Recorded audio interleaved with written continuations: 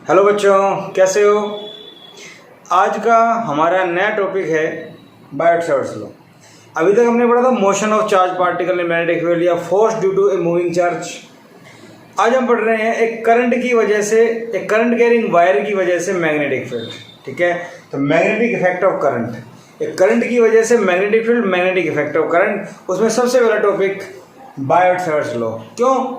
Biot और सैवर्ट्स दो ऐसे साइंटिस्ट थे जिन्होंने एक्सपेरिमेंटली बताया कि करंट कैरिंग वायर की वजह से मैग्नेटिक फील्ड होता है, लेकिन इन्होंने कंप्लीट वायर के बारे में नहीं बताया। एक वायर का छोटा एलिमेंट लिया डीएल लेंथ का, मतलब करंट एलिमेंट, एक वायर, उसकी छोटी सी लेंथ डीएल, उसमें से करंट पास कर दो तो आईडीएल करंट एलिमेंट कहलाता है। ठीक है, तो करंट कैरिंग स्मॉल वायर की वजह से इन्होंने मैग्नेटिक फील्ड बताया। स्टार्टिंग यहाँ से हुई, उसके बाद एम्पियर आया, उसने कंप्लीट वायर के बारे में बताया।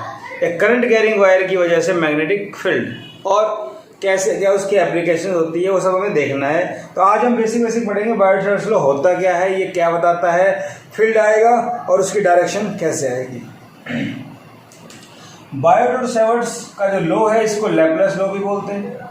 ये एक्सपेरिमेंट लॉ है, इसका मतलब थ्योरेटिकली इसका कोई प्रूफ नहीं है, सीधा रिजल्ट बताया गया था इसके अंदर। ठीक है, इतनी बात समझ में आ गई।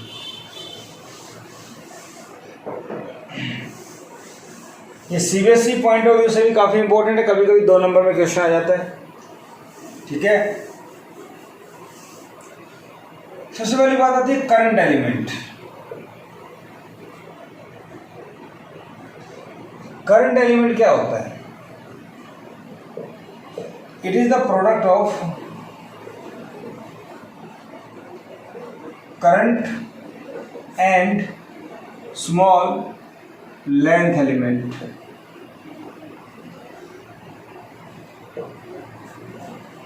जैसे ये छोटी सी लेंथ है dl, करंट फ्लो कर रहा है इधर, तो आईडीएल क्या हो जाएगा? Current element. आईडीएल क्या हो जाएगा यहाँ पे? Current element. जैसे मान लो ये कंप्लीट वायर, बड़ी वायर है एक, इसके अंदर एक छोटी सी लेंथ ले ली हमने इसके अंदर डीएल, और ये करंट फ्लो कर रहा है आई, तो यहाँ पे आईडीएल क्या हो जाएगा? Current element. ठीक है, तो करंट एलिमेंट एक वेक्टर क्वांटिटी है। करंट एलिमेंट एक वेक्टर क्वांटिटी है। ठीक है, वेक्टर है तो डायरेक्शन भी होगी, तो डायरेक्शन अलोंग करंट। करंट खुद एक स्केलर क्वांटिटी है, बट करंट एलिमेंट की डायरेक्शन करंट के अलोंग ही होती है। ठीक है, बोलो, इसका मतलब लेंथ एलिमेंट जो लेंगे, लेंथ एलिमेंट जो लेंगे डीएल, वो करंट की डायरेक्शन में मेजर होगा। डीएल एक वेक्टर क्वांटिटी होगा जो करंट की डायरेक्शन में आएगा। ठीक है ना, तो करंट तो स्केलर है। ठीक है, डायरेक्शन अलोंग करंट। और अगर मैं यूनिट की बात करूं तो करंट की क्या होती है? एम्पियर। डिस्टेंस की क्या होती है? मीटर। तो एम्पियर मीटर इसकी यूनिट हो जाएगी। ठीक है भाई, तो करंट एलिमेंट क्या होता है? एक वायर का स्मॉल लेंथ एलिमेंट, और करंट से मल्टीप्लाई करते हैं करंट एलिमेंट। तो स्मॉल करंट एलिमेंट के बारे में बायोट-सैवर्ट्स ने बताया। ठीक है, कंप्लीट वायर के बारे में नहीं बताया। ठीक है, अब क्या करें? देखो, सपोज करो मेरे पास कोई भी एक वायर है एल लेंथ की, इसके अंदर आई करंट फ्लो कर रहा है, आई करंट फ्लो कर रहा है। मैंने एक छोटा करंट एलिमेंट लिया है, यहाँ पे ऐसे दिख रहा है आपको, यहाँ डार्क लाइन। मैं यहाँ पे पॉइंट लेता हूँ P, इस पॉइंट पे मुझे मैग्नेटिक फील्ड निकालना है। ठीक है, ये यहाँ पे करंट जा रहा है आई, लेंथ क्या हो गई इसकी? डीएल, तो करंट एलिमेंट क्या हो जाएगा? आईडीएल। आईडीएल क्या हो जाएगा यहाँ पे? Current element. बात समझ में आ गई? आईडीएल क्या हो जाएगा? Current element. ठीक है, ये एंगल मान लिया मैंने थीटा। ठीक है, थीटा मैंने यहाँ पे एक एंगल मान लिया। अब क्या चीज क्या है? देखो, ओ से पी की डिस्टेंस क्या मान लें? आर। ठीक है, I current flowing in wire, I क्या होता है पता लग गया। ठीक है, DL small length element,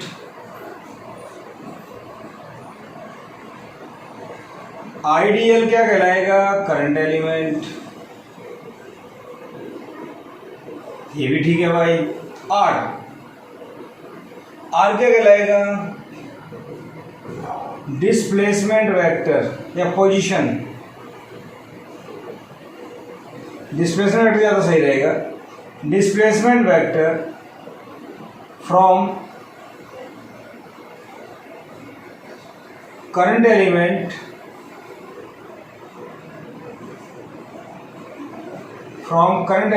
to observation point,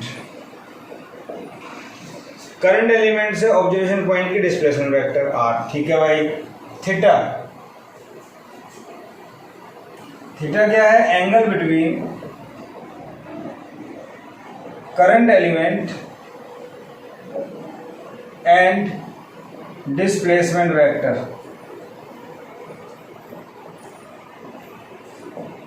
ठीक है, ऑब्जर्वेशन पॉइंट पी पॉइंट, ये ऑब्जर्वेशन पॉइंट के बीच की डिस्टेंस है, ये तो डिस्प्लेसमेंट वेक्टर बोल दिया मैंने इसको। तो ये सारे पॉइंट समझ में आ गए। ठीक है, magnetic field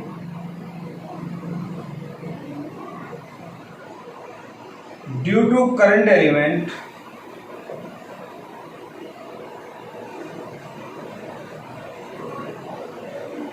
eight point P is, अब देखो स्मॉल करंट एलिमेंट है तो मैग्नेटिक फील्ड भी स्मॉल होगा, तो मैं इसको बोल देता हूँ डीबी। मैग्नेटिक फील्ड का सिंबल क्या होता है, B. At point P depends, किन किन चीज़ों पर डिपेंड करता है वो देखना है। तो DB proportional to I, magnetic field उतना ही ज़्यादा होगा जितना करंट होगा। ठीक है, direct proportional to D L, length element. I क्या है, current, length element, sine theta, sine theta क्या होगा, sine of angle between, sine of angle between the current element and position vector. समझ जाओगे। Inversely of R square, inversely of R square का मतलब inversely proportional to square of distance between current element and observation point. ठीक है, इसके distance का square. Clear, इतनी बात समझ में आ गई, इतनी बात समझ में आ गई, इतना हो जाएगा। ठीक है, इसके बाद देखो आगे, यहां पे अगर मैं लिखूं ऑन कंबाइनिंग, कंबाइन करेंगे तो क्या हो जाएगा, dB proportional to I D L sine theta divide by R square. हो गया। प्रोपोर्शनलिटी को हटाते हैं तो एक कांस्टेंट आता है K, I D L sine theta by R square. बात समझ में आ गई। K is a constant, depends on medium and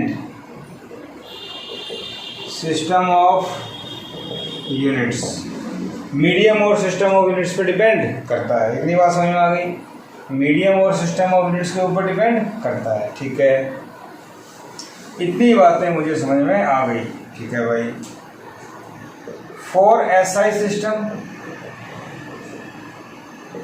K equal to mu naught upon 4 pi, क्या बोलते हैं इसको, mu, M U, mu naught, क्या बोलते हैं इसको, म्यू नॉट। और K की वैल्यू होती है म्यू नॉट अपॉन 4 पाई। ठीक है, क्या है, म्यू नॉट की वैल्यू 4 पाई इंटू 10⁻⁻7 वेबर पर एम्पियर पर मीटर यूनिट होती है। ये इसकी वैल्यू होती है, इसकी यूनिट होती है। और म्यू नॉट को क्या बोलते हैं, मैग्नेटिक परमिएबिलिटी। जैसे एप्सिलॉन नॉट होता था इलेक्ट्रिकल परमिटिविटी, इलेक्ट्रिक परमिटिविटी, ये परमिएबिलिटी होती है। ठीक है, वो भी मीडियम को रिप्रेजेंट करता था, ये भी मीडियम को रिप्रेजेंट करता है। ठीक है, तो mu naught magnetic permeability of vacuum, बता दो साथ साथ वैक्यूम। अगर म्यू आ जाए तो मैग्नेटिक परमिएबिलिटी ऑफ मीडियम, अगर ये म्यू आ जाए तो। ठीक है, अगर म्यू आ जाए तो मीडियम की हो जाएगी, सेम वही बात है पीछे वाली। ठीक है, इतनी बात समझ में आ गई। तो म्यू क्या होता है इतना पता लग गया, ठीक है। इसका यूज करेंगे तो फर्स्ट क्या बन जाएगी, dB equal to mu naught upon 4 pi IDL sine theta by R square. This is required result. इतनी बात समझ में आ गई, ये रिक्वायर्ड रिजल्ट आ गया बायोट-सावर्ट्स लॉ का। एक करंट एलिमेंट की वजह से किसी पॉइंट के ऊपर मैग्नेटिक फील्ड कितना आएगा, इतना आएगा, ठीक है, ओके। फॉर सीजीएस सिस्टम, अगर सीजीएस सिस्टम की बात करो तो के की वैल्यू क्या होती है, 1। सीजीएस सिस्टम की बात करो तो के की वैल्यू क्या होती है भाई, 1। और के की वैल्यू अगर 1 होती है तो इक्वेशन फर्स्ट क्या बन जाएगी, dB इक्वल टू के था के 1, तो simple IDL sine theta by R square, ठीक है। लेकिन जनरली कौन सा यूज करते हैं, SI system, SI is generally used, generally ऐसा सिस्टम हम यूज करते हैं, ठीक है, ये नहीं होता, ठीक है भाई। इतनी बात मुझे समझ में आ गई। Since dB magnetic field, dB जो मैग्नेटिक फील्ड है इज वेक्टर, ये एक वेक्टर क्वांटिटी है, वेक्टर क्वांटिटी तो डायरेक्शन भी होगी, अरे बोलो डायरेक्शन भी होगी ना, ठीक है। तो डायरेक्शन के लिए क्या करें, देखो सबसे पहले इसका चेंज करते हैं, वेक्टर फॉर्म देखते हैं इसकी। वेक्टर फॉर्म क्या कहती है, dB equal to mu naught upon 4 pi I DL sine theta by R square. अगर मैं r से मल्टीप्लाई कर दूँ और r से डिवाइड कर दूँ तो कोई फर्क नहीं पड़ेगा, तो बेटा dB क्या बन गया, mu naught upon 4 pi I A B sine theta क्या होता है, a क्रॉस b, तो DL क्रॉस आर क्यूब, अरे हाँ या ना, ठीक है, वेक्टर फॉर्म हो गई। इतनी बात समझ में आ गई, mu naught upon 4 pi IDL cross R by R cube, this is vector form of Biot Savart's law, ठीक है। अब DL क्रॉस आर फिर से वही आ गया, क्या, right hand thumb rule, dB is parallel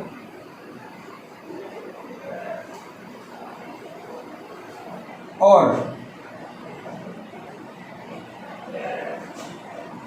anti parallel to DL cross are.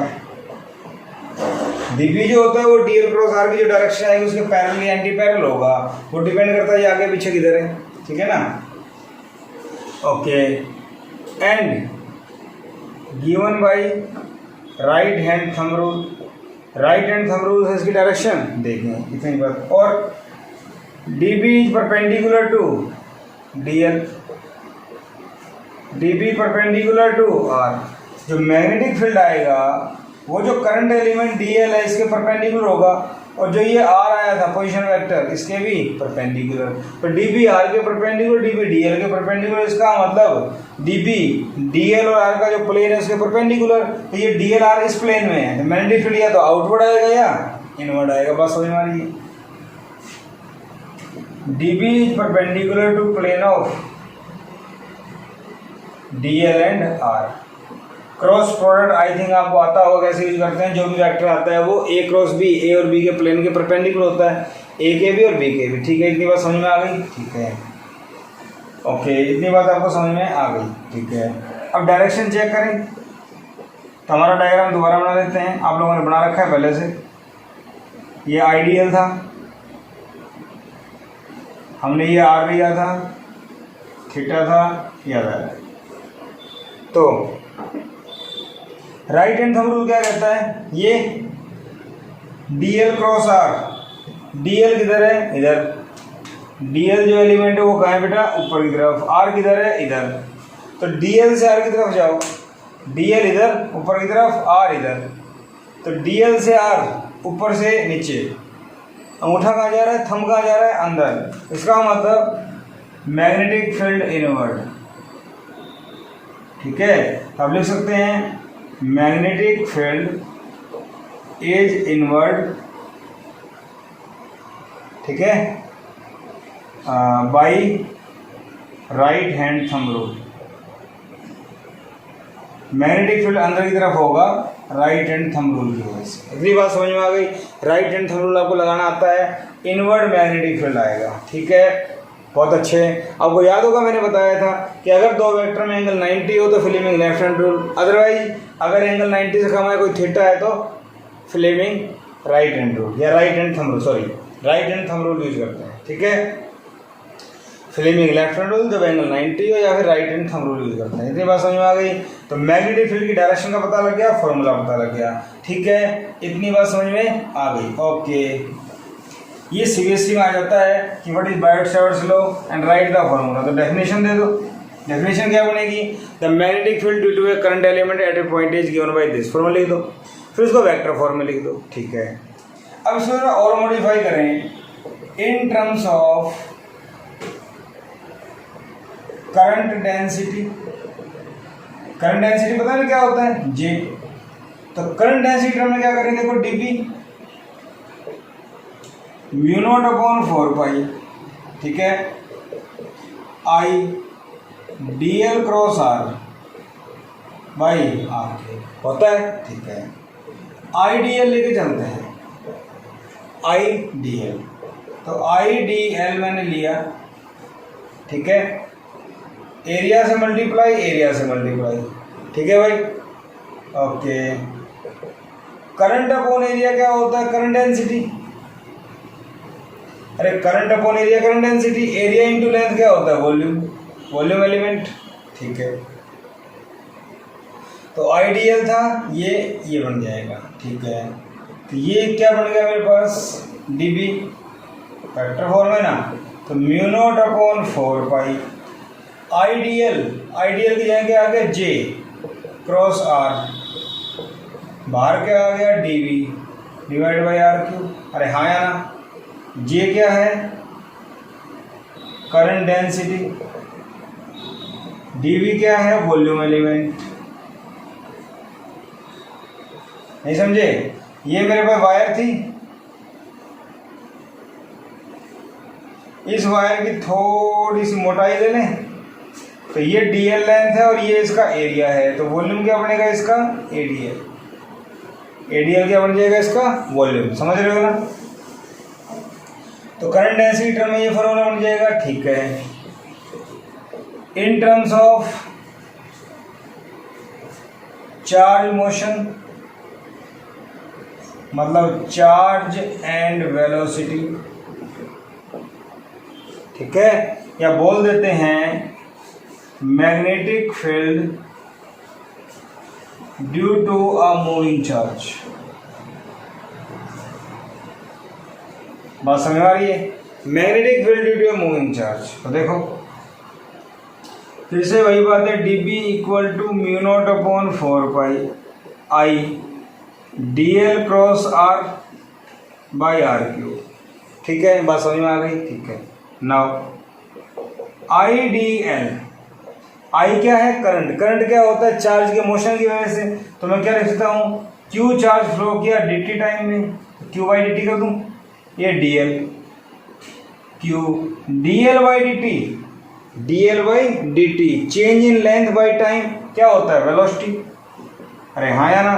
ठीक है, तो ये इक्वेशन क्या बन जाएगी? dB equal to mu naught upon 4 pi IDL, IDL की जगह क्यू वी, तो क्यू वी क्रॉस आर। अरे हाँ या ना? तो ये मेरे पास स्मॉल मैग्नेटिक फील्ड आ गया ड्यू टू चार्ज मोशन। तो एक मूविंग चार्ज की वजह से मैग्नेटिक फील्ड आता है, magnetic field due to moving charge.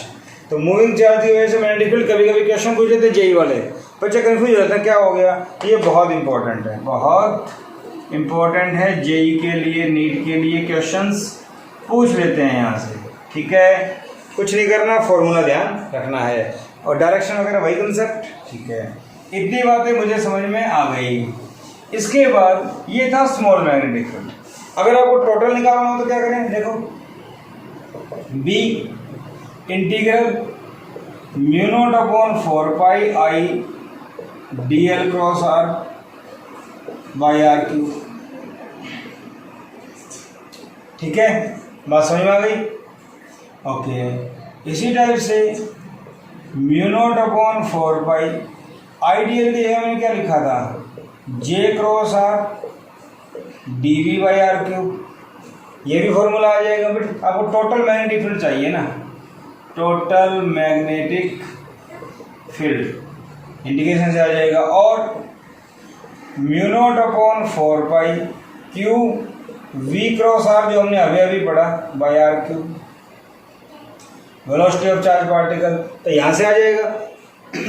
तो जो भी लेंथ है उसके रेस्पेक्ट में इसका इंटीग्रेशन हो जाएगा, तो टोटल मैग्नेटिक फील्ड इस टाइप से आ जाएगा। बस समझ में आ गई। क्वेश्चन देखते हैं। सपोज करो हमारे पास एक कोऑर्डिनेट सिस्टम है एक्स वाई जेड, यहाँ पे हमने एक छोटा करंट एलिमेंट लिया इस टाइप से डीएल लेते हैं 2 सेंटीमीटर, ठीक है। यहाँ पे ऑब्जर्वेशन पॉइंट है 10 सेंटीमीटर पे, तो आर कितना हो गया आपके पास 10 सेंटीमीटर, पता है ना ऑब्जर्वेशन पॉइंट करंट एलिमेंट से आर होता है, ये डीएल होता है, ठीक है। तो मान लो करंट फ्लो कर रहा है यहाँ पे 2 एम्पियर, करंट फ्लो कर रहा है 2 एम्पियर, ठीक है। तो find magnetic field and direction, magnetic field और डायरेक्शन बताओ। तो क्या करें, देखो हमारे पास फॉर्मूला है dB equal to mu naught upon 4 pi I D L cross R by R cube. अरे हाँ है ना फॉर्मूला। तो देखो ये क्या होता है, म्यू नॉट की वैल्यू मैंने बताई थी 4 पाई 10⁻⁻⁷, तो 4 पाई से 4 पाई कैंसिल। तो क्या मैं म्यू नॉट अपॉन 4 पाई को मैं डायरेक्ट यूज कर सकता हूँ 10⁻⁷? यस। आई कितना है 2 ampere, DL cross R, DL क्या है 2 सेंटीमीटर, और डीएल की डायरेक्शन करंट के लूँगा, ये करंट कहाँ जा रहा है वाई एक्सिस के लूँ, तो जे कैप, ठीक है। आर क्या है 10 सेंटीमीटर, तो क्रॉस 10 एक्स एक्सिस के लूँगा तो 10 आई कैप, सेंटीमीटर में लेके चलेंगे, उसको कोई दिक्कत नहीं है, सेंटीमीटर में ही लेके चलेंगे या चेंज कर लो। तो 10 सेंटीमीटर है तो 10⁻⁻² मीटर बना दो, और आई कैप हो गया। बात समझ में आ गई, ठीक है। Divide by R cube, R कितना है 10 सेंटीमीटर, तो 10 × 10⁻⁻² मीटर बन गया, क्यूब लगा दो। आगे बात समझ में। तो डीबी कितना आ गया भाई 10⁻⁻⁷ इंटू 2, ये मल्टीप्लाई कर दो इंटू 20 बाहर आ जाएगा, सॉरी 10⁻⁷ इंटू 2 और बाहर आ जाएगा, 10 10⁻⁻², 10⁻⁻1 बचेगा। अरे बोलो जे क्रॉस आई कैप, इतनी बात समझ में आ गई, ठीक है। और देखो 10 10⁻⁻², 10⁻⁻1 ऊपर क्यूब है, तो 10⁻⁻³ हो गया, ठीक है। आगे देखो 4 7 8 -8 ऊपर जाके प्लस का 3 तो -5, जे के बाद के आता है तो जे क्रॉस आई क्या होगा माइनस के, तो ये आ गया -4 10⁻⁻5 के कैप। बात समझ में आ गई। तो बेटा डीबी का जो मैग्नीट्यूड है मैग्नेटिक फील्ड का वो तो आ गया 4⁻⁻5 टेस्ला, पता है। और डायरेक्शन क्या आ गई नेगेटिव जेड एक्सिस, डायरेक्शन क्या आ गई नेगेटिव जेड एक्सिस। तो इस टाइप से क्वेश्चन आए तो जस्ट वैल्यू पुट करनी है, हम लोग सॉल्व कर सकते हैं, ठीक है भाई। बात समझ में आ गई, कुछ नहीं करना, वैल्यू पुट करनी है। एक बार सीबीएसई में क्वेश्चन आ गया था, ऐसा ही क्वेश्चन था कुछ, उसमें क्या दे रखा था इस टाइप से, ठीक है। यहाँ एक लेंथ एलिमेंट करंट एलिमेंट दिया हुआ था, डीएल आपको दिया हुआ था डेल्टा एक्स आई कैप, ये एक्स एक्सिस ये वाई एक्सिस, ठीक है। डेल्टा दिया हुआ था delta x I cap, delta x आपको दिया हुआ था 1 सेंटीमीटर क्वेश्चन, और ये हो गया। करंट जो फ्लो कर रहा था वो दिया हुआ था 2 एम्पियर, ठीक है। और यहाँ एक पॉइंट ले लिया था पोजीशन वेक्टर, जो यहाँ से आई थिंक 5 सेंटीमीटर पे था, न्यूमेरिकल वैल्यू चेंज हो सकती है, कुछ फॉर्मेट वही है, ठीक है। तो आर कितना हो गया 5 centimetre. Find magnetic field and direction. तो इस क्वेश्चन में क्या करना है, वही बात, dB equal to mu naught upon 4 pi I D L sine theta. Simple vector form में लिखो, I D L cross R by R cube 10⁻⁻⁷। I कितना है 2 एम्पियर, ठीक है ना। डीएल क्या है डेल्टा एक्स कितना है 1 सेंटीमीटर, तो 1 सेंटीमीटर 10⁻⁻² किस डायरेक्शन में, X I cap, cross R किधर है भाई, ऊपर की तरफ, तो 5 centimetre J cap R cube 5 centimetre के मीटर बना दो, क्यूब कर दो, ठीक है। तो dB आ गया 10⁻⁻7 इंटू 2 10⁻⁻2 बाहर आ जाएगा, 5 × 10⁻⁻2 बाहर आ जाएगा आई क्रॉस जे, और यहाँ से 5 का क्यूब 125 10⁻⁻6, पावर के ऊपर पावर मल्टीप्लाई, पता है ना आपको इस चीज़ का, ठीक है। तो इसको देखो भाई, 5 2 जा 10 डिवाइड बाई 125, ठीक है भाई, और ये कितना हो गया 10⁻⁻7 -9 -11 6 ऊपर जाके प्लस का, तो कितना बच गया -5। अरे बोलो, आई क्रॉस ये क्या होता है के कैप, तो dB ये आ गया, अरे बोलो, तो dB कितना आ गया भाई, यहाँ पे एक काम करो 100 से मल्टीप्लाई और 100 से डिवाइड, 100 से मल्टीप्लाई 100 से डिवाइड, ये कितने में चला जाएगा 8 पे, और ये हो गया -7, ये आ गया के कैप। तो यहाँ देखा जाए तो dB का मैग्नीट्यूड तो आ गया 8 10⁻⁻7 टेस्ला, और डायरेक्शन की बात की जाए तो क्या आ गया पॉजिटिव जेड एक्सिस, समझ गए। तो बायट-सावर्ट्स लॉ के ऊपर इस टाइप से क्वेश्चन बन जाते हैं, जस्ट फॉर्मूला अप्लाई करना आपको आना चाहिए, ठीक है। अरे बोलो, अगर मूविंग चार्ज के ऊपर मैग्नेटिक फील्ड पूछ ले तो वो भी आपको आना चाहिए, क्या फॉर्मूला था, mu naught upon 4 pi Q V cross R by R cube. अरे बोलो, V cross R by R cube. देखो सपोज करो आपके पास ये इस टाइप से ले लें, एक्स एक्सिस वाई एक्सिस, ठीक है। क्यू है 10 कूलम का चार्ज, इधर मूव कर रहा है v वेलोसिटी से 10 मीटर पर सेकंड, मैं सिंपल जस्ट इलस्ट्रेशन ले रहा हूँ, और ये कोई पॉइंट ले लिया 2 मीटर के ऊपर, यहाँ पोजीशन वेक्टर p है, ठीक है। Find magnetic field at p due to moving charge q along x axis, X axis along charge move कर रहा है, उसकी वजह से मैग्नेटिक फील्ड बताओ। तो क्या फॉर्मूला था बेटा, dB equal to mu naught upon 4 pi Q V cross R by R cube, ठीक है। तो dB क्या आ गया म्यू नॉट अपॉन 4 पाई, ठीक है। क्यू कितना है 10 कूलम,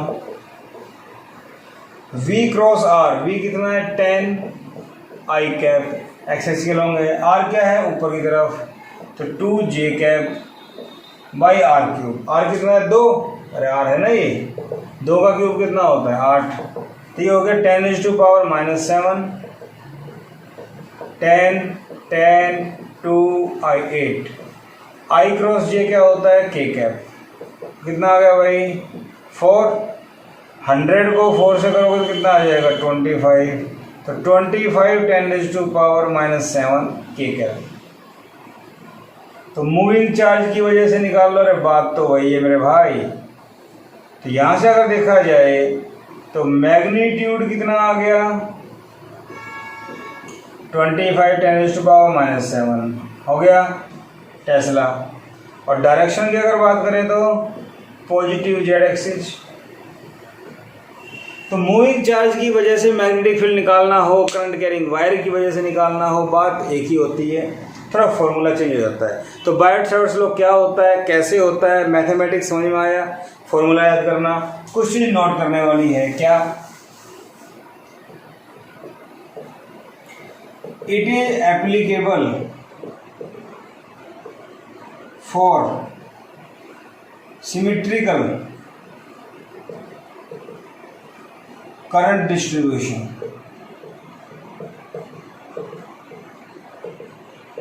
ये सिमेट्रिकल करंट डिस्ट्रीब्यूशन के लिए एप्लीकेबल, जैसे स्ट्रेट वायर हो, एक सर्कुलर लूप हो, उसका सेंटर हो, उसकी एक्सिस हो, ठीक है ना, उसके लिए एप्लीकेबल है। अनसिमेट्रिकल के लिए एप्लीकेबल नहीं है, उसके लिए एम्पियर सर्किट लॉ आता है, वो आगे जाके पढ़ेंगे हम। तो ये था बायोट-सावर्ट्स लॉ, अच्छे से पढ़िएगा, प्रैक्टिस कीजिएगा। कल हम नेक्स्ट लेक्चर पढ़ेंगे अपना इसकी applications, magnetic field due to a current carrying wire at a point, due to a current carrying straight wire at a point, ठीक है। अगर वीडियो लेक्चर पसंद आया हो तो सब्सक्राइब कीजिए, शेयर कीजिए, लाइक कीजिए, ताकि और दूसरे जो बच्चे हैं उनकी हेल्प हो सके। मैंने बिल्कुल सिंपल लैंग्वेज में आपके अकॉर्डिंग बनाया है, स्पीड भी बहुत ज़्यादा नहीं रखी है मैंने। तो मैं चाहता हूँ पूरे इंडिया के मैक्सिमम बच्चे वीडियो लेक्चर देखें ताकि उनका फ़ायदा हो सके। और ये जो लेक्चर बनाए जा रहे हैं ये कॉम्पिटिटिव लेवल के हिसाब से बनाए जा रहे हैं। वीडियो लेक्चर देखने के बाद जस्ट आपको अपनी बुक्स से प्रैक्टिस करनी है। बुक्स की अगर बात करें तो +2 के लिए एससी वर्मा प्लस में DC पांडे अंडरस्टैंडिंग फिजिक्स, इन दोनों का कॉम्बिनेशन बहुत अच्छा रहता है। प्रैक्टिस कीजिएगा। Thank you very much.